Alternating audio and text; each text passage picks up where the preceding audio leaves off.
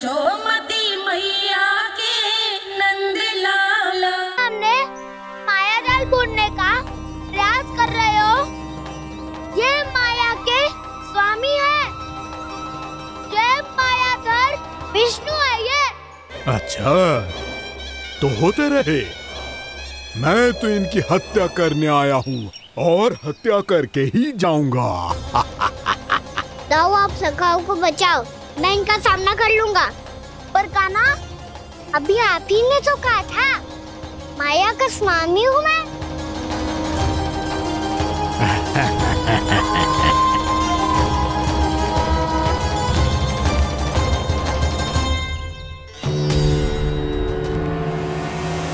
ये तो मथुरा का व्यापारी है। इसको अर्थ वो जो था वो सच में छलिया हो तो कहीं वो नंदमोहन तो ना पहुंच गो। हमें शीघ्र ही गांव जाना पड़ेगा और सबको सावधान करना पड़ेगा। चल।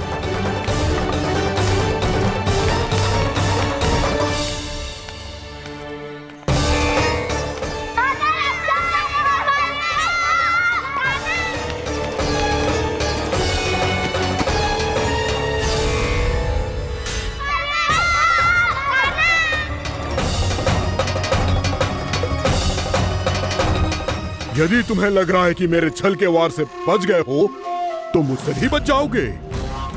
ये तुम्हारी सबसे बड़ी भूल है कृष्ण। मेरे पास बहुत सारे मायावी अस्त्र हैं जो क्षण भर में ही तुम्हें विष्णु लोक पहुंचा देंगे। तो फिर प्रतीक्षा क्यों कर रहे हो? बालक, मैं परिहास नहीं कर रहा हूँ। मुझे पता है, तभी तो कह रहा हूँ शीघ्र दिखाओ ना।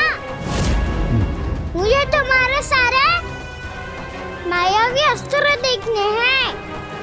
कैसे बालक हो तुम? मैं यहाँ खेल दिखाने नहीं आया हूँ। उस समय वैद क्यों कर रहे हो ब्रह्मासुर? जो करने आए हो वो ही करो ना। अब देखो कैसे तुम्हारे प्राण एक ही वार में इस देह का साथ छोड़कर उड़ जाएंगे। मेरी मायावी अग्नि तुम्हारे भोले भाले से इस मुख को जलाकर भस्म कर देगी।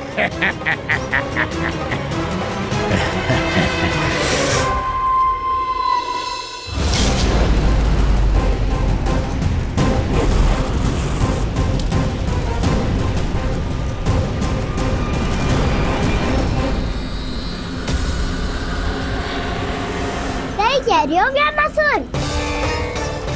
भोला भाला तो दिखता हूँ मैं, मैया भी यही कहती है।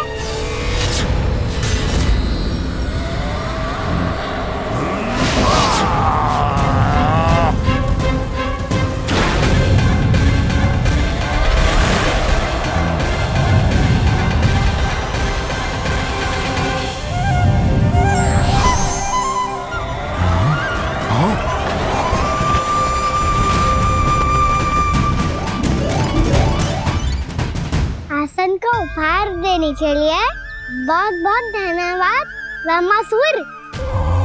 बहुत समय से खड़े खड़े थक गया था मैं।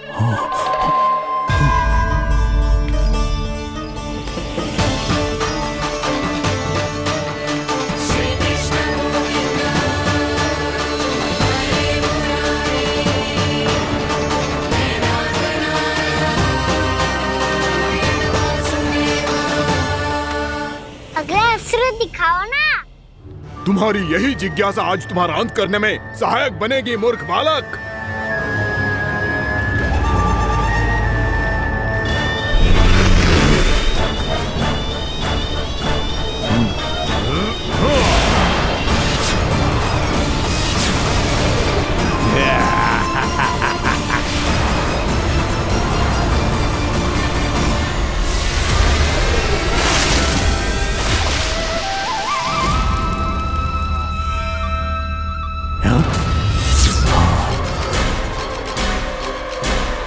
अच्छा, पर प्रक्षालन करना चाहती थे तो पहले क्यों नहीं बताया?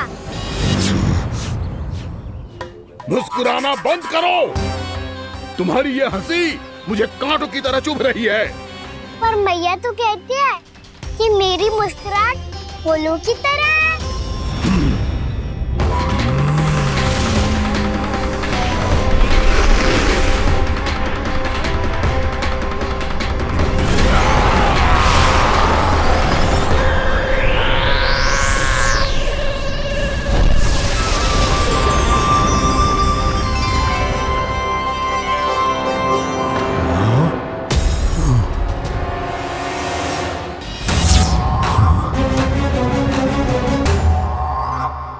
था ना मेरी मुस्कुराहट बिल्कुल इन्हीं फूलों की तरह है।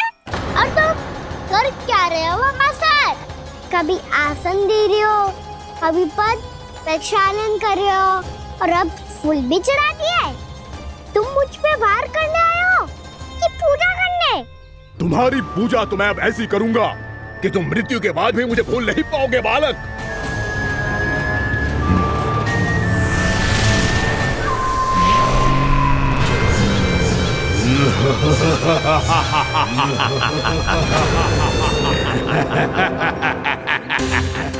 कान्हा, ये चट्टान तो मुझसे हिल ही ना रही।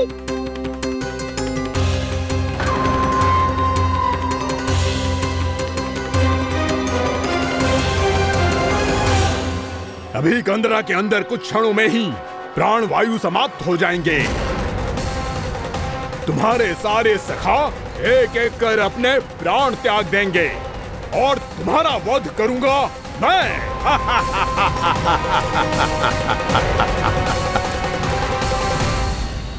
अरे सब जन बच के रहना। छलिया आया हुआ है वृंदावन में। अरे छलिया आ गया है वृंदावन में मायावी छलिया। अरे क्या हुआ? कौन छलिया? मायावी छलिया, सबको छलता है वो। हाँ, कुछ भी कर सके है वो। बहुत भयानक। अरे भानु ठहर जरा, क्या हुआ? बहुत भयानक है वो, बच के रहना सब लोग। अरे भेष बदल ले तो है वो। हाँ। क्या हुआ? छलिया है वो। अरे मेरी बात तो बताओ। रानी भाभी, रानी भाभी, कान्हा घर पर ही है ना? ऐसे भड़बड़ा क्यों रहे हो? कोई भूत देख लियो है क्या? भूत ना भाभी, छलिया से भेंट हो गई।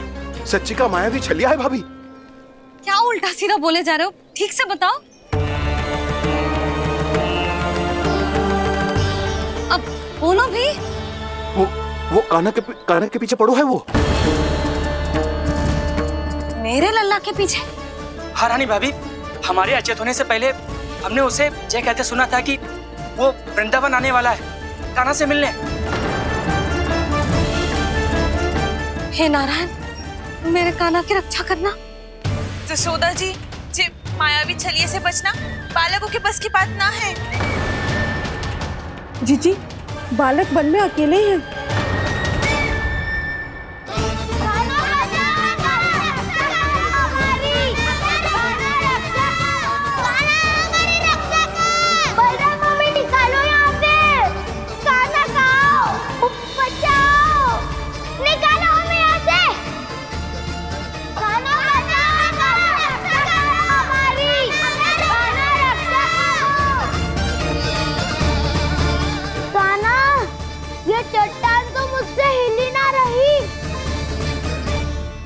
यदि मैं माया का स्वामी हूँ तो आप भी बल के स्वामी हो।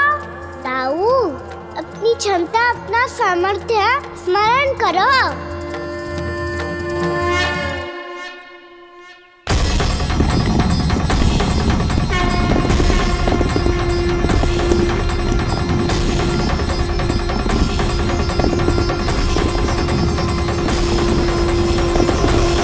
इससे पहले कि वो कंदरा का द्वार खोल के तुम्हारे सखाओं को बाहर निकाले, मैं तुम्हारे प्राण ले लूंगा कृष्ण।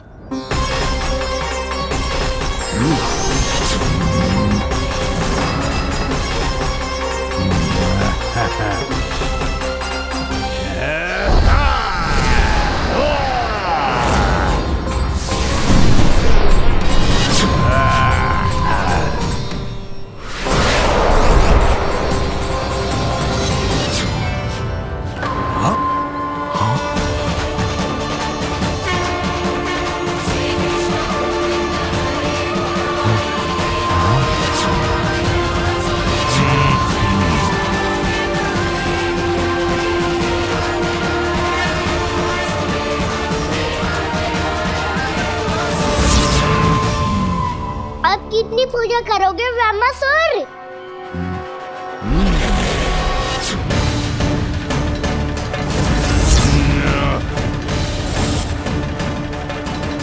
प्रभु तो खेल खिला रहे हैं इससे, और ये खेले जा रहा है विवश होकर, उनकी माया से बाध्य होकर।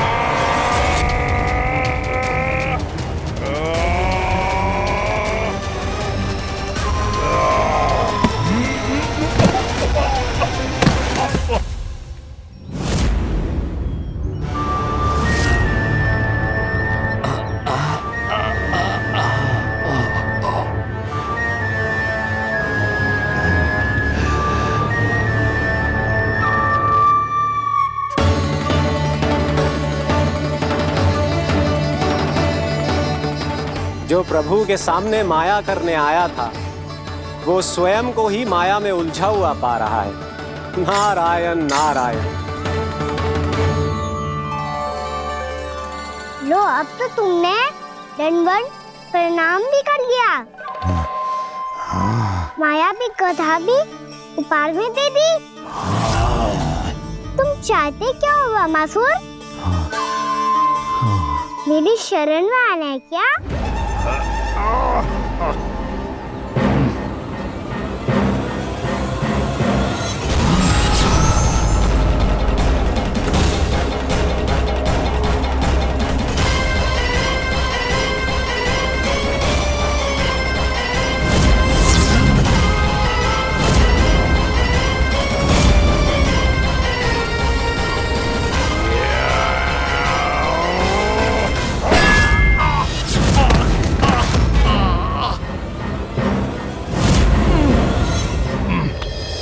सोच विचार का समय ना है हमारे पास। अपने बालकों की रक्षा के लिए इसी क्षण में निकलना होगा, और वो छलिया किसी का भी रूप धारण कर सकते हो। सुलक्षणा तेरा, शांति तेरा या मेरा, किसी का भी रूप धारण करके हमें भ्रमित कर सकते हो। इसीलिए हमें सतर्क रहना होगा। समझ आई? चलो।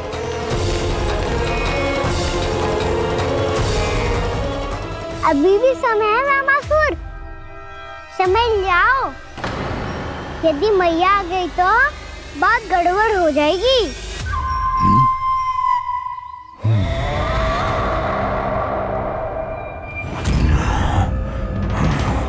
मुझसे झूठ का कोई लाभ नहीं होगा। ब्रह्मासुर, स्मरण करो तुम कौन हो?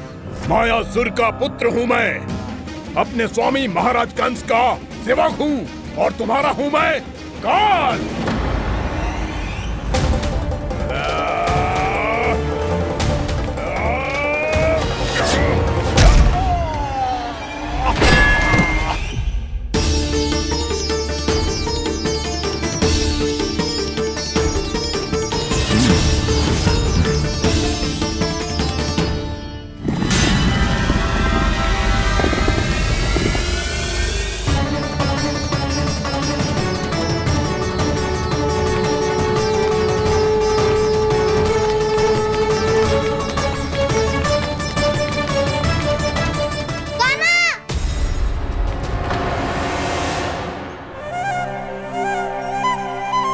बाबा कहते हैं दुष्टों को पहले बातों से समझाना चाहिए, फिर भी ना माने तो अस्त्र ना उठाना दृढ़ता होती है।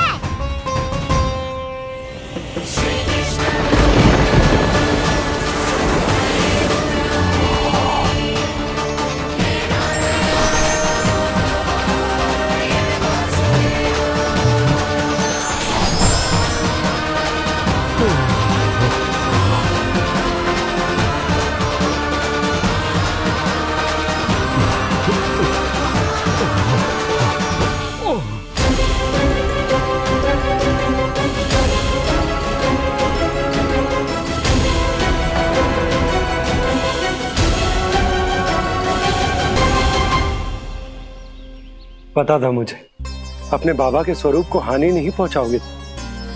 सही कही तुमने। पिता की छवि ही पिता के समान भी आनंदीय होती है। ब्रह्मासुर,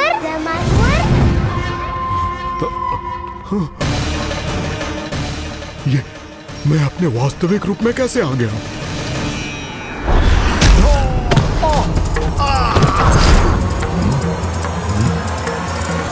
मेरे बाबा का स्वरूप नहीं लेना चाहिए था तुम्हें।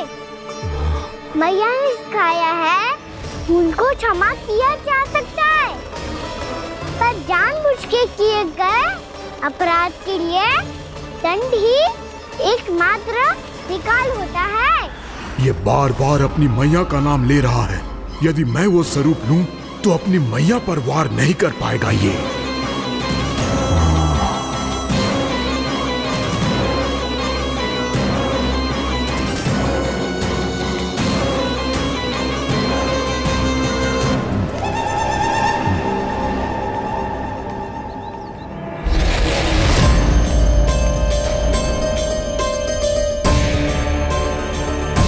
लल्ला, मैं तेरी मैया हूँ, अपनी मैया को मारेगा? बच गया। समझाया था,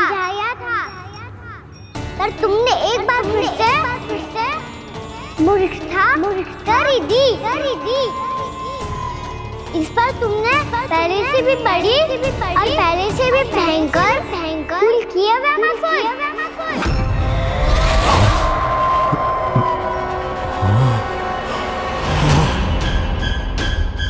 ये क्या हो रहा है मुझे? बार बार मेरा रूप क्यों बदल रहा है? ममता को समझे बिना अधिक समय तक मैया का स्वरूप हरण करके नहीं रख पाओगे ब्रह्मासुर।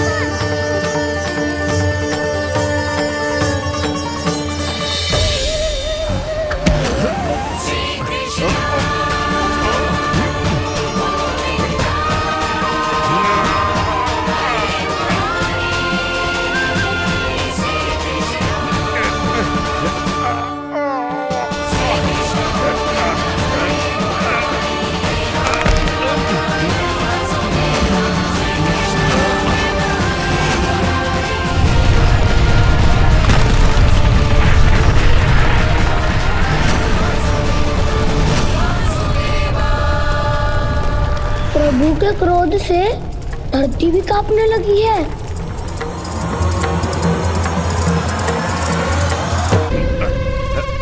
पुत्र को मारने के उद्देश्य से एक माँ का रूप लिया तुमने। ये ममता का और मेरी मैया का घोर अपमान है ब्रह्मासुर।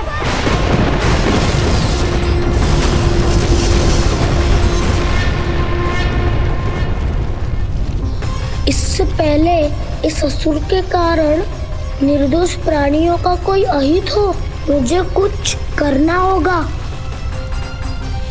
यदि मैं माया का स्वामी हूँ तो आप भी बल के स्वामी हो। दाऊ, अपनी क्षमता, अपना सामर्थ्य स्मरण करो।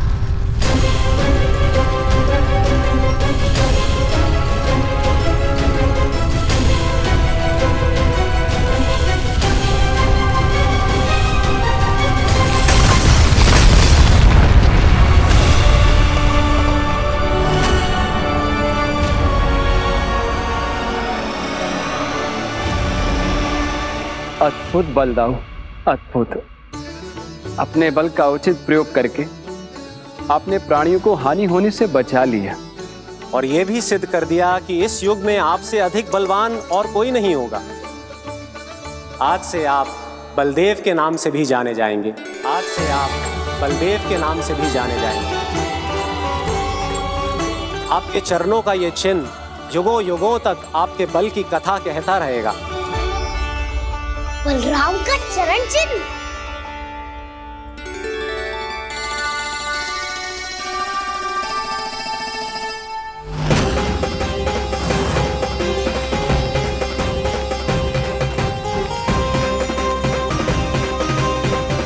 मैं मेरी माया से आज तक कोई नहीं बच पाया है। एक बार मुझे छोड़कर देखो, फिर पता चलेगा कि मैं हूँ कौन। पहले ये तो देख लो कि मैं कौन हूँ।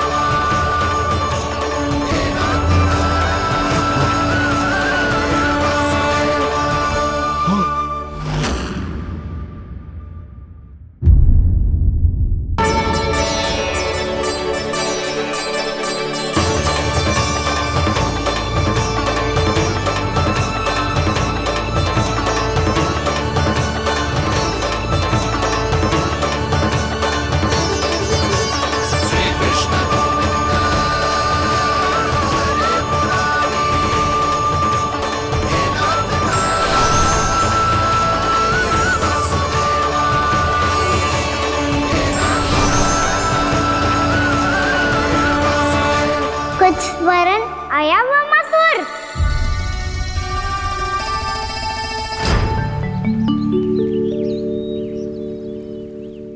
बहुत समय पहले की बात है, बहुत बड़े भूमाकर राज करते थे तुम।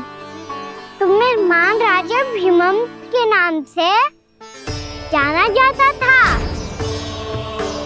सब कुछ था तुम्हारे पास, पर शांति नहीं थी। इसीलिए शांति की खोज में अपना संपूर्ण राज अपने पुत्रों को सौंप कर मलय पर्वत की ओर चल दिए। अनेक वर्षों की तपस्या के बाद तुम्हारे तप की कीर्ति चारों ओर फैलने लगी और फिर सच्चे तपस्वी के रूप में तुम्हारी ख्याति से प्रभावित होकर महर्षि उलट तुमसे भेंट करने आए। राजा भीमरथ, आपने ईश्वर की प्राप्ति के लिए सब कुछ छोड़ दिया, पर अपना अभिमान नहीं छोड़ पाए। इसीलिए मेरे आगमन पर सम्मान के साथ खड़ा होना तो दूर, मेरा अभिवादन भी नहीं किया। अभिमान तपस्वी का गुण नहीं होता है राजन, अभिमान राक्षसी गुण है। इसलिए मैं आपको श्राप देता हूँ कि आप अगले जन्म में एक राक्षस के रूप में जन्म लेंगे, एक राक्षस के रूप में जन्म लेंगे। मुझे क्षमा कर दीजिए महर्षि, मैंने जानबूझकर आपका अपमान नहीं किया है। मैं तो यहाँ पर शांति की खोज में आया था। अपने भीतर के संसार में गहरे सोच विचार में डूबा हुआ था मैं। मुझे क्षमा कर दीजिए महर्षि, मुझे क्षमा कर दीजिए। अपनी भूल का आभास प्रायश्चित की ओर पहला पग होता है।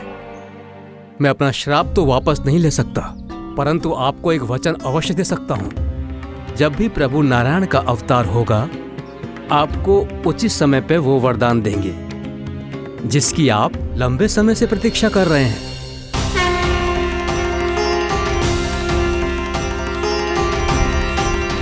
प्रभु, आपने मेरी आंखें खोल दी।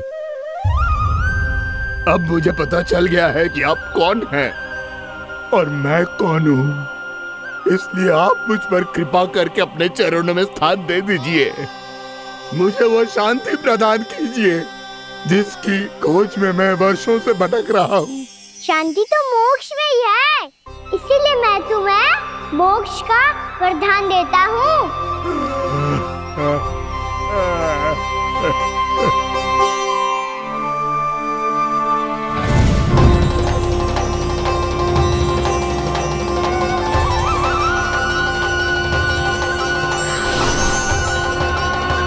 प्रभु की ये लीला सदैव स्मरण रखी जाएगी। इस स्थान को इनका आशीर्वाद मिलेगा और इस कंदरा को व्योमासुर की कंदरा के रूप में पहचाना जाएगा। भविष्य में अनेक ऋषि मुनियों की शरण स्थली बनेगी ये कंदरा।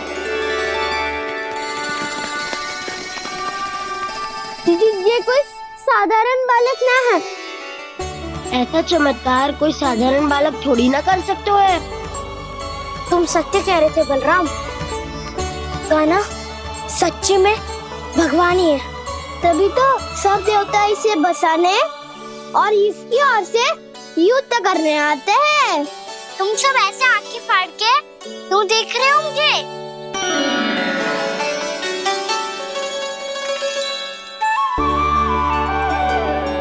बलराम, तुम बलवान हो और कान्हा भगवान है। दूर दूर तक कोई दिखाई ना दे रहा है, ना जाने किस हाल में होंगे बालक।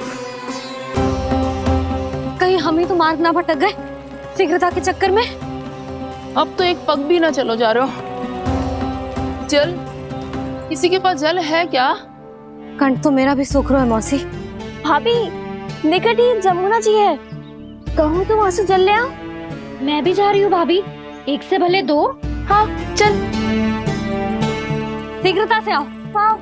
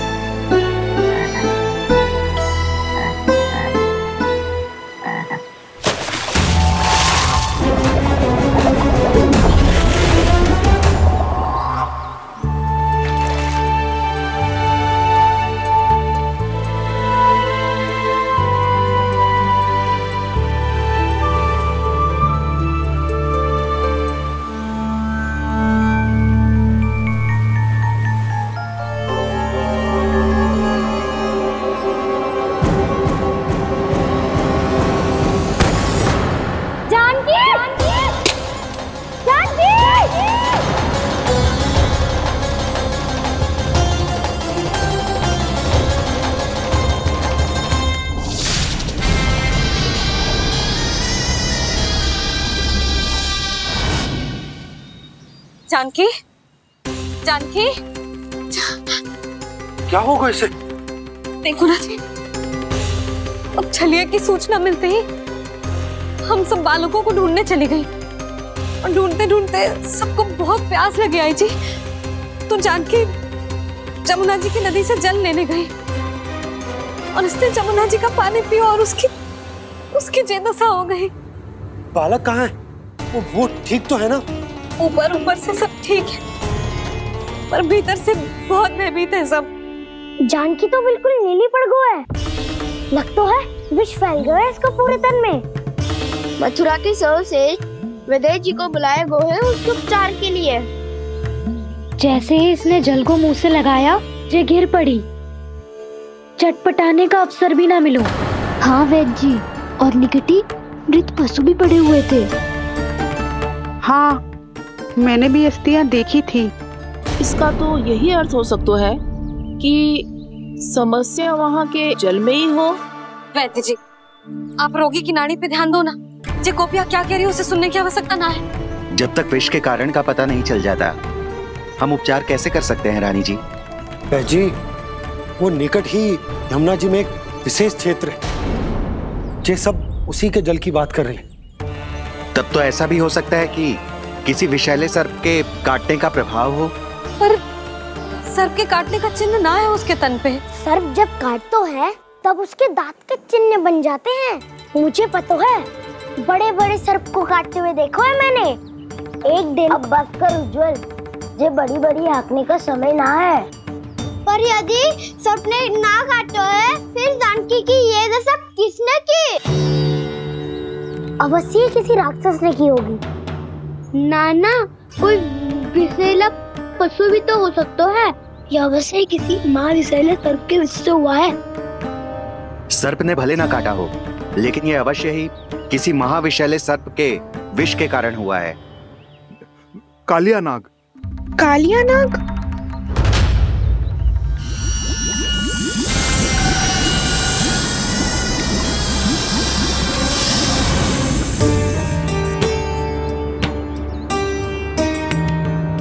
संकेतों से तो ऐसा लगता है कि जानकी ने कालिया नाग के क्षेत्र के विशाल जल पी लियो है। कालिया नाग एक लोक सुरती है, कल्पना में गढ़ी हुई एक कथा, और कछु न है। हमें जाके पता लगाना पड़ेगा। पर पर हमें वहाँ जाने से मना क्यों है ना बड़ों ने? उज्जवल सही कह रहे हो है। इस समय जानकी के स्वार्थ से अधिक महत्वपूर्ण और कछु ना है। जानकी हमारे लिए ही जलाने गई थी जी, ना मैं उसे जाने देती ना जैसा वो तो।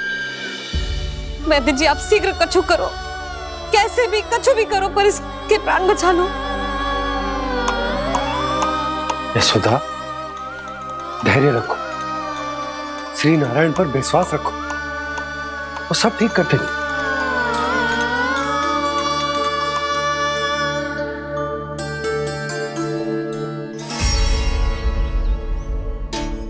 विष की काट की मेरे पास जितनी जड़ी बूटी थी मैंने सब अर्क बना के पिला दी, पर इसकी दशा में अभी तक कोई सुधार नहीं दिख रहा है।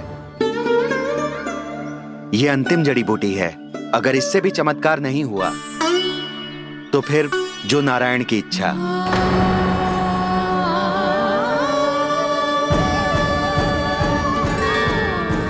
पर कोई तो उपाय होगा जानकी को बचाने का। कान्हा, यदि तुझे किसी औषधि के बारे में पता है हमें बता दे, हम जाके ले आएंगे।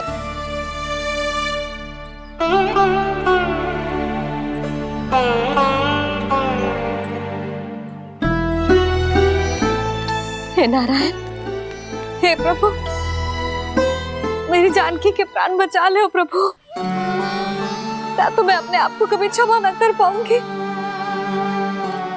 ये सारी मेरे ही कारण बनाई थी।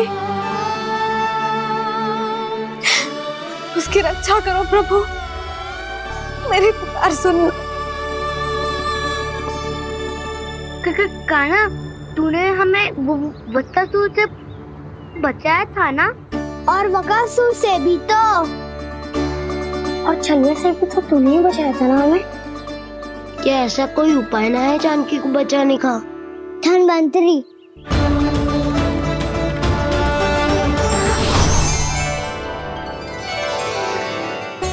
मैं आ गया हूं प्रभु, चिंता मत कीजिए,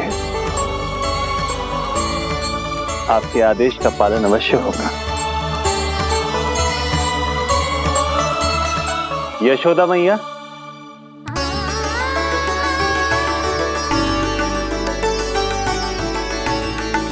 मैया आपको कोई पुकार रहा है।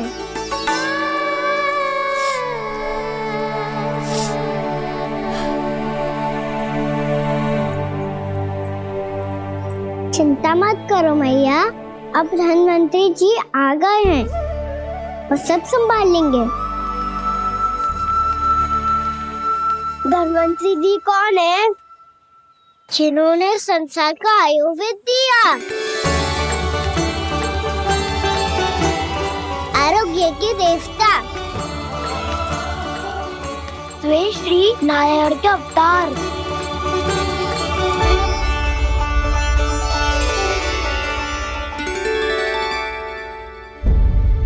मुझे पता चला है कि आपको वेद की आवश्यकता है। हाँ हाँ, भीतर आइए। आइए आइए बैठे जी। जी रहे। मथुरा का सर्वश्रेष्ठ वैद्य अर्थात मैं यहाँ आ चुका हूँ और रोगी को जितनी औषधि की आवश्यकता थी सब दे चुका हूँ। निश्चित रूप से आपने विष की काट के लिए बहुत ही उत्तम अर्क तैयार किया है, इसीलिए किसी और वैद्य की आवश्यकता नहीं है। किंतु आप अकेले कितना कुछ करेंगे वैद्यराज, मुझे अपना सहायक ही बना लीजिए। पर जो करना था मैं पहले ही कर चुका हूँ। हाँ, वो तो आप कर चुके हैं, बस रोगी के तन से विष निकालना शेष है ना वैद्यराज? हाँ हाँ, बस वही शेष है। इनके रक्त को विष रहित करने में मैं आपकी सहायता करूंगा। पहले ये संजीवनी मानी जाने वाली इन लाल फूलों की बूटी को भी घिसना है ना?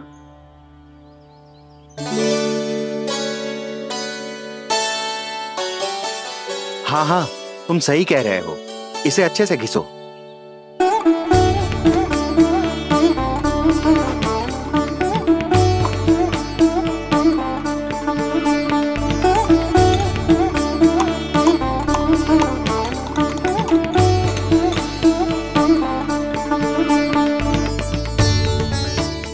और ये नीले फूलों को भी तो मिलाना है ना? हाँ हाँ, अच्छे सहायक बन सकते हो तुम, ऐसे ही श्रम करते रहो।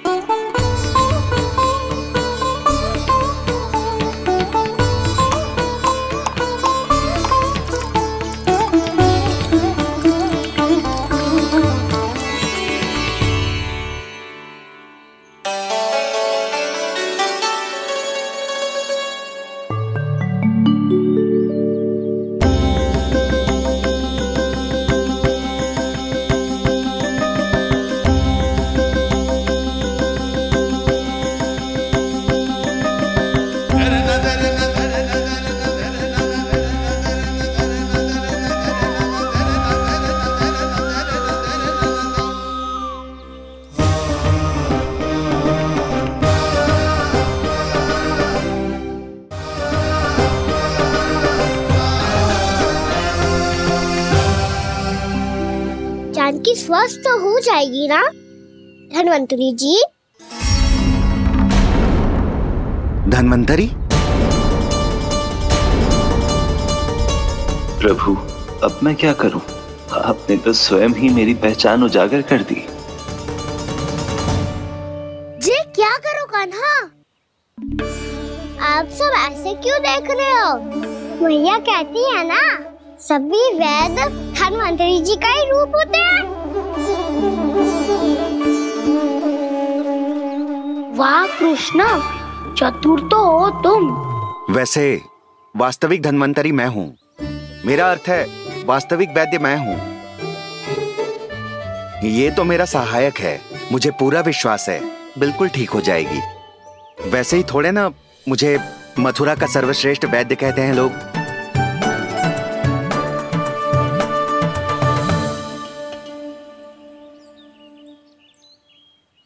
जसोदा भाभी। जसोदा जी, जानकी को चेतना आ गई। जानकी, जानकी, जानकी, तू ठीक है ना? क्षमा करना भाभी, मैं आपके लिए जल ना ला पाई। बस बहुत भूख लगी है। मैं अभी कछु लाती हूँ। जानकी माखन खाओगी?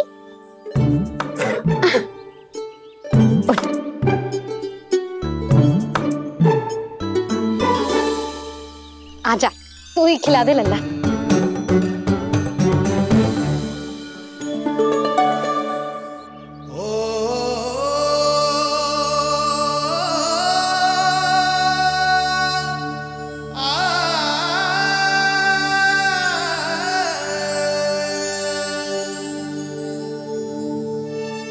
तुम सब मेरे लल्ला को माखन चोर कहती हो ना? आज देखो, अपना ही माखन जानकी को खिला रहे हो।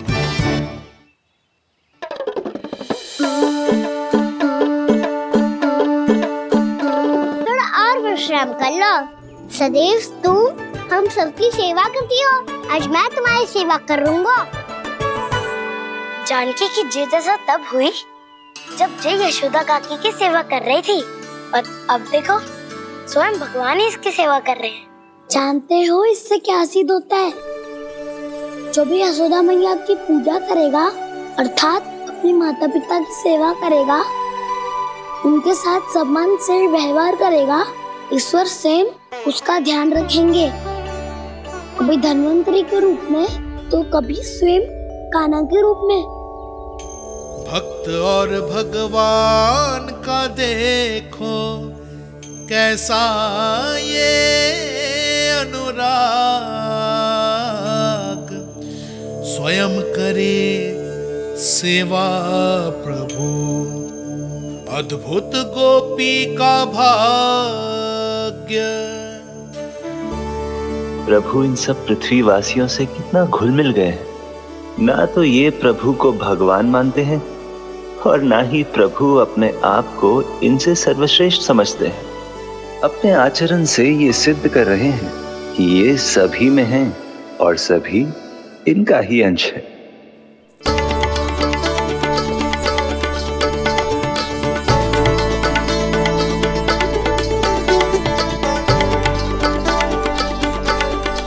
प्रभु, अब मुझे जाने की आज्ञा दीजिए।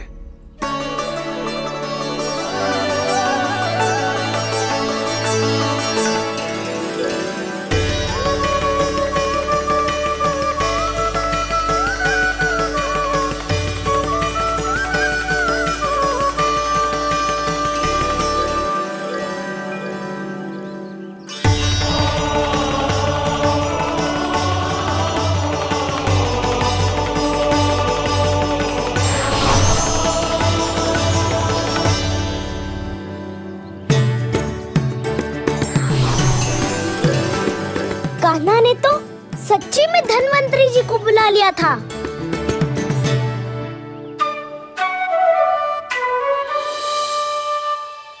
जब से कान्हा का जन्म हुआ है ना, मैं तब से देख रही हूँ, तब से हम पे कोई भी संकट आती है ना, तो अचानक से कोई अपरिचित हमारी सहायता करने आ जाता है, और जाते समय कान्हा की आज्ञा लेके जाते है, और कभी कभी तो इसे प्रभु बोल के जाते है। बाबा संभालो।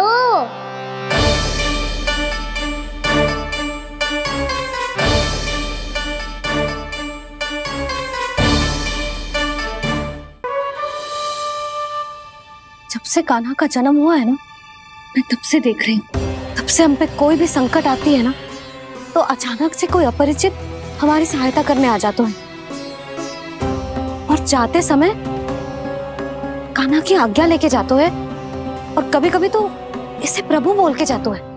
बाबा संभालो। यशोदा, इस जानकी को चढ़ो है और विचित्र विचार तुम्हारे मन में है।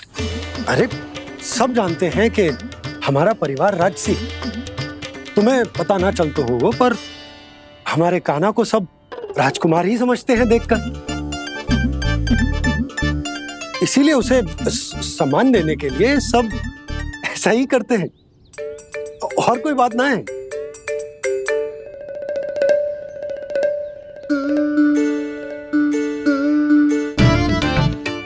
अब जे मेरे लल्ला को ऐसे क्यों घूर रहे हैं? बुरी दृष्टि लगाएंगे क्या?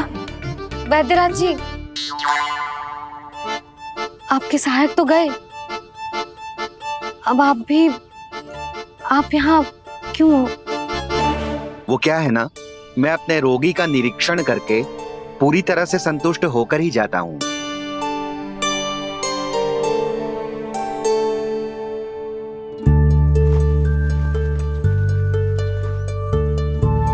हाँ, संकेत तो अच्छे हैं, कल सुबह तक बिल्कुल ठीक हो जाएगी। धन्यवाद वैद्य जी।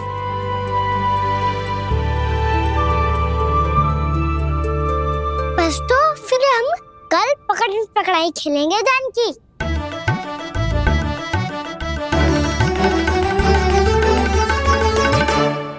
भानु, बंसी, जाकर उस क्षेत्र के चारों ओर बाड़ बनवा दो और वहां सूचना पट्ट भी लगा देना, ताकि जानकी के साथ जो हुआ है वो किसी और के साथ ना हो। शीघ्र जाओ। जी ठीक है।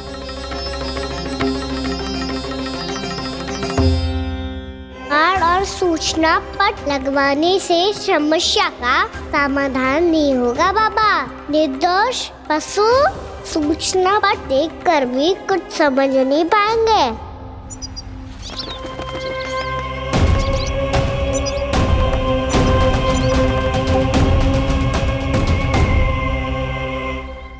तो तुम्हारे कहने का अर्थ यह है कि व्योमासुर मारा जा चुका है और वो बालक अब भी जीवित है।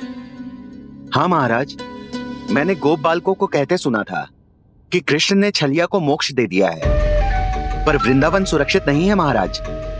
वो एक बहुत बड़ी समस्या से जूझ रहे हैं।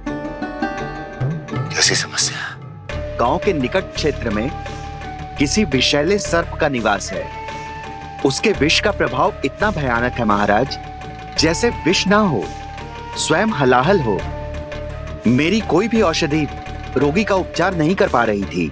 निकट के क्षेत्र में कहाँ है वो सर्प? गोप मानते हैं कि वो सर्प गांव के निकट यमुना नदी के जल में रहता है। मुझे तो लगता है महाराज, ये कालिया नाग की कथा कोई किंवदंती या लोक श्रुति नहीं, एक सच्चाई है, एक विषैली सच्चाई।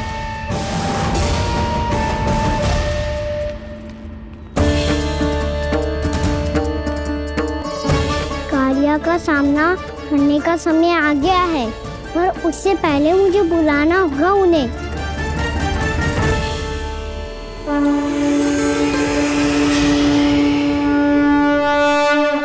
संसार के दारुण भय का नाश करने वाले, सभी कष्टों का हरण करने वाले, विश्व का समस्त ऐश्वर्य प्रदान करने वाले, कमल जैसे लोचन, मुख और चरणों वाले आजानुभुज श्री राम को मैं बार बार नमस्कार करता हूँ।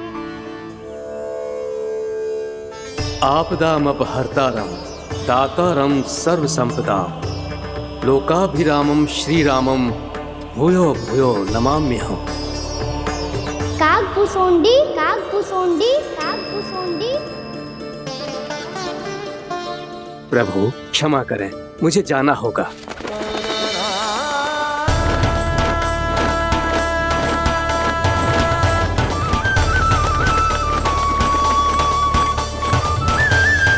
प्रणाम प्रभु। अनेक बार मैं आपके दर्शनों के लिए आया प्रभु। कभी नंद भवन के झरोखों से आपके दर्शन करके चला जाता था, तो कभी दूर किसी वृक्ष की आड़ से आपको निहार लिया करता था। आज आपने स्वयं मुझे बुलाकर धन्य कर दिया प्रभु।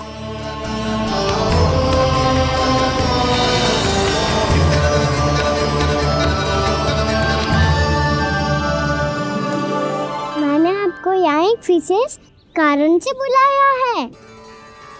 आपके श्राप से इस कालिया नाग को मुक्त करने का समय आ गया है। ये तो बहुत ही उत्तम समाचार है प्रभु। इतने वर्ष बीत गए, मुझे आज भी स्मरण है वो दिन जब मैंने उन्हें श्राप दिया था। अपने क्रोध पर नियंत्रण खोकर बहुत बड़ी भूल कर दी थी मैंने प्रभु। बीती हुई घटनाओं पर दुखी होके कोई लाभ नहीं है। हमें भविष्य की ओर देखना होगा।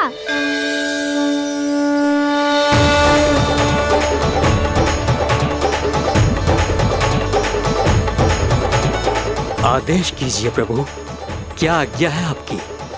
जब मैं कालिया नाग का सामना करने जाऊं, तो आप यही रहेगा। आपको अपने आप पता चल जाएगा कि कब क्या करना है। और हाँ, लौटते जाते समय नारद मुनि से कहिएगा, वो आकर मुझसे भेंट करे। अवश्य प्रभु, प्रणाम। क्या इसने सच्ची में देवर्षि नारद को बुलाया है? नारायण नारायण। आपको संदेश भेजने की आवश्यकता नहीं थी। आप स्मरण करते और मैं चला आता। तुम्हारा कल्याण हो नारद।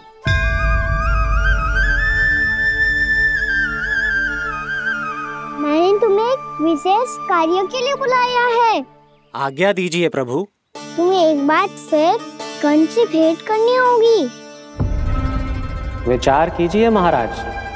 क्या आप बिना किसी शंका के कह सकते हैं कि कौन सी पंखुड़ी पहली है और कौन सी आठवीं?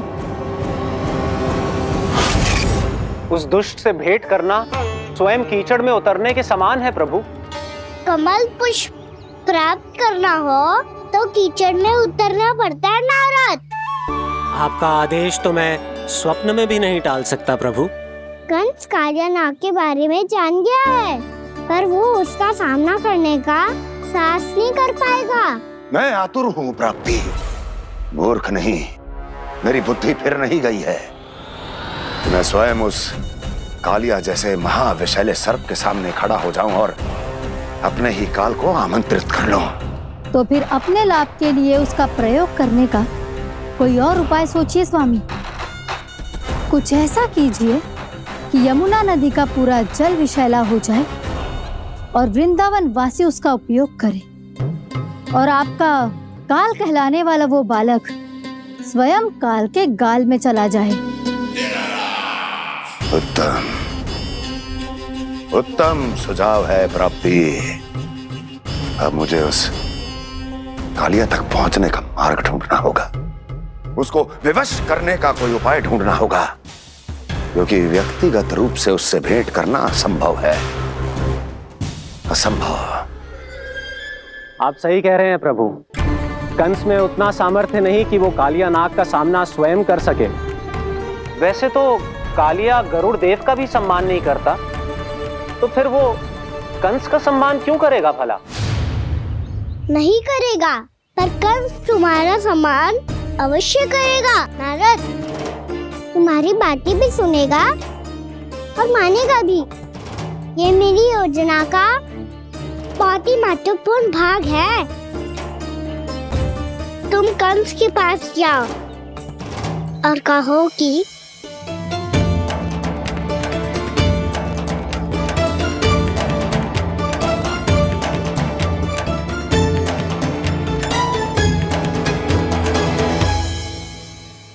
संतान अपने माता पिता को तीर्थ का सौभाग्य दिलाती, और मेरा लल्ला कितना महान कि उसने हमारे घर को ही तीर्थ बना दिया।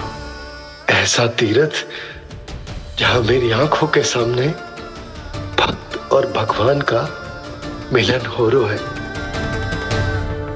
जो आज्ञा प्रभु।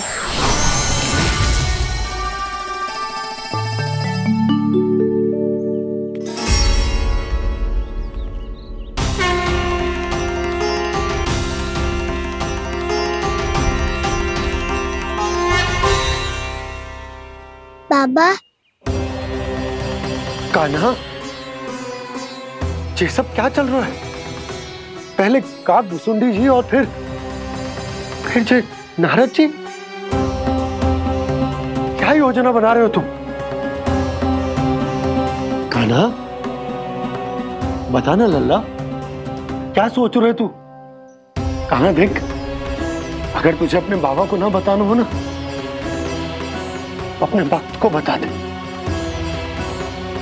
क्या सोच रहे हो लल्ला? क्या करने वाले हो आप?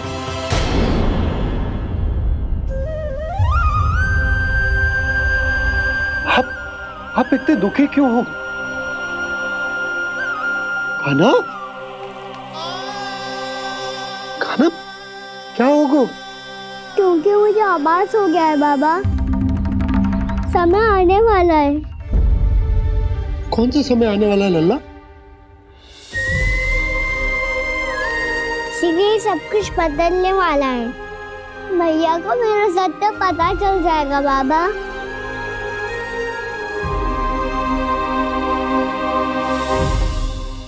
पर लल्ला, इसका काग भुसुंडी और कालिया नाग से क्या संबंध है? ऐसा क्या हुआ था और क्या होने वाला है?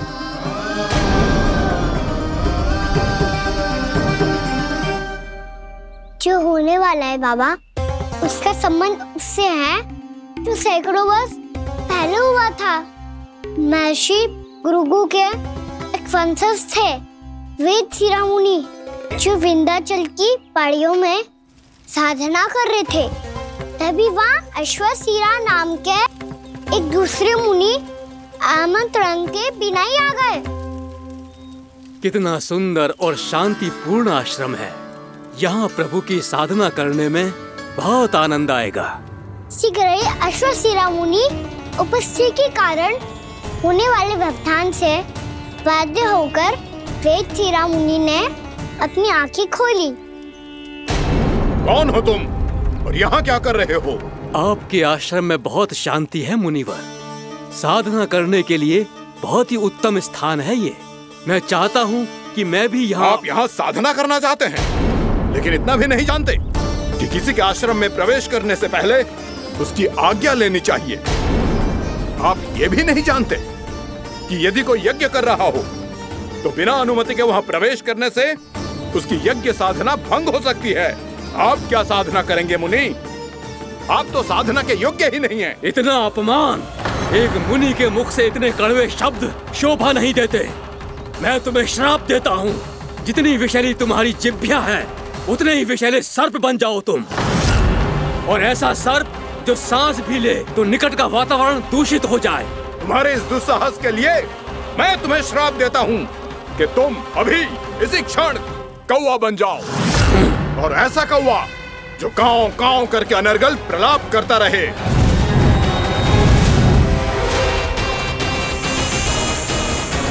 ये मैंने क्या किया?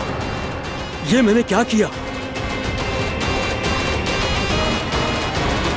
क्रोध के कारण दोनों ने एक दूसरे को श्राप दे दिया। पर दोनों ही मेरे भक्त हैं और भगवान होकर मैं अपने भक्तों को इतनी कठिनाई में कैसे देख सकता था।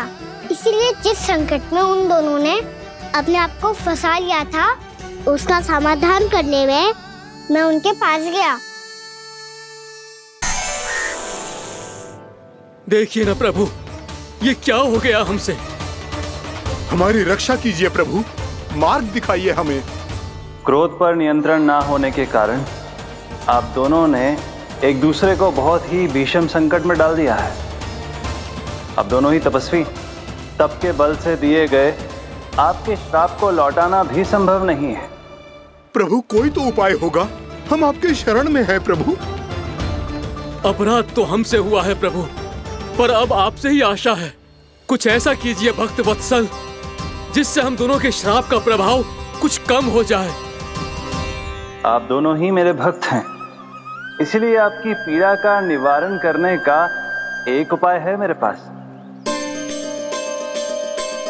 वेद शिरामुनि, जब आप कालिया नाग बनेंगे तो आपको मेरे चरणों को अपने शीश पर धारण करने का सौभाग्य मिलेगा। और अश्र शिरामुनि, आप काग योनि होने के बाद भी आप श्रेष्ठतम ज्ञान और सर्वाधिक यौगिक सिद्धियों के स्वामी होंगे और प्रवचन दिया करेंगे। इसके बाद अश्वशिरा मुनि काक भुसुंडी बन गए, जिन्होंने आगे चलकर सेम गरुड़ देव को रामायण सुनाई। और मुनि वेदशिरा महर्षि कश्यप और देवी कत्रियों के पुत्र कालिया नाग बनकर जल में। और अब वही कालिया नाग जमुना जी में, जिनके कारण जानकी के प्राण लगभग चले ही गए थे। अब कालिया नाग को उचित स्थान पर भेजने का समय आ गया है बाबा। पर ये तो अच्छी बात है कान्हा, वेदशिरा मुनि को दिया हुआ तुम्हारा वचन भी पूरा हो जाएगा, जमुना जी की शुद्धि भी हो जाएगी। इस सब के बाद भी तुम दुखी क्यों हो? क्योंकि इसके बाद मैया के सामने मेरा रहस्य खुल जाएगा बाबा। उन्हें पता चल जाएगा कि उनका बालक कोई साधारण बालक ना है। भविष्य में जो होने वाला है उसे सबके सामने घटने से रोकना मेरे लिए भी संभव ना होगा। मैया को सब पता चल जाएगा। क्या पता चल जाएगा रे मुझे?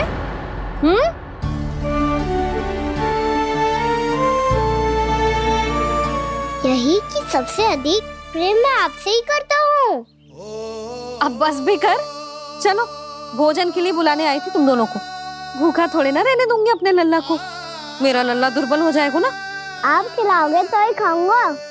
हाँ ठीक है, मैं ही खिलाऊंगी। अब चल, आओ जी चल।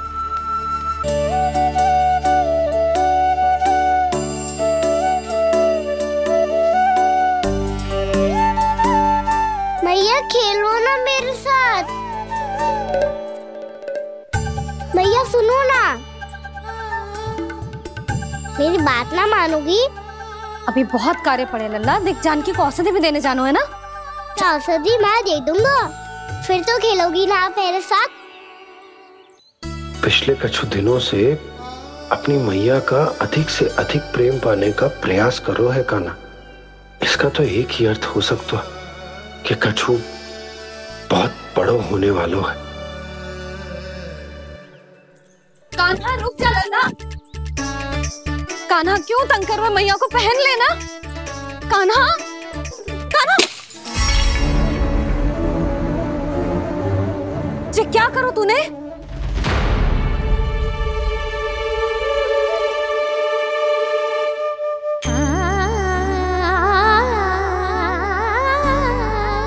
अच्छा ठीक है, अब मुंह लटकाने की आवश्यकता ना है। ये ले।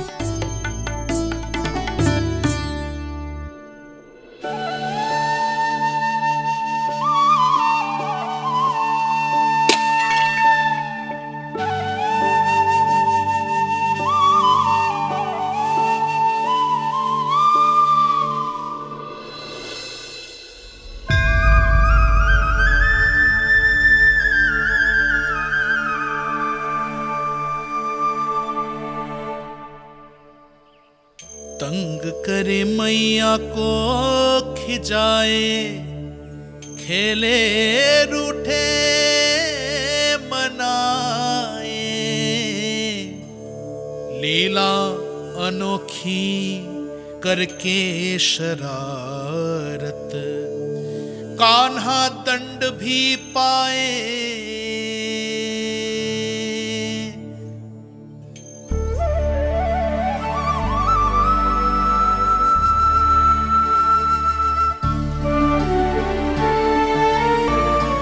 रूठना मनाना, खेलना खिलाना, पहले शरारत करके क्रोध दिलाना और फिर क्षमा मांग लेना, ये सब जानबूझकर कर रहे है कान्हा। जैसे जीवन भर के लिए अपनी मैया की ममता को अपने हृदय में समेट कर रखना चाहते हो। कैसे कैसे करूं उस कालिया से मित्रता, कैसे करूं उसका उपयोग?